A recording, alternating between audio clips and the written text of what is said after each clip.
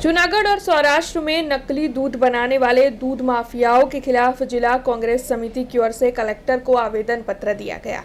ये खबर जूनागढ़ और सौराष्ट्र की है, जहां पर नकली दूध बनाने वाले कई दूध माफिया जो है वो सामने आए हैं। तब कांग्रेस पार्टी की ओर से इस मामले में कई गंभीर आरोप लगाए गए हैं। छोटे बच्चे और लोगों के आरोग्य के साथ खिलवाड़ हो रहा है, तब प्रशासन को इस मामले में चिंतित होना चाहिए, ऐसी बात भी जिला कांग्रेस समिति की ओर से बताई गई है।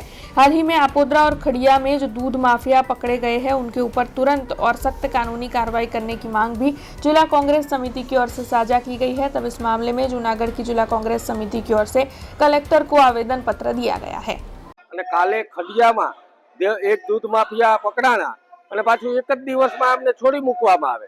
આ દૂધ માફિયાઓને હિસાબે દૂધ જે ડુપ્લિકેટ બનાવે છે એમને હિસાબે માનવ જિંદગી સાથે છેડા થાય છે। નાના નાના બાળકો જે દૂધ પીવે છે એમના જીવન સાથે જે છેડા થાય છે એમને તાત્કાલિકપણે રોકવા માટે આજે આ કલેક્ટર મારફત તંત્રને આંખ ઉગાડવાનો પ્રયત્ન કર્યો છે અને તાત્કાલિક એમની વિરુદ્ધમાં કાર્યવાહી કરવામાં।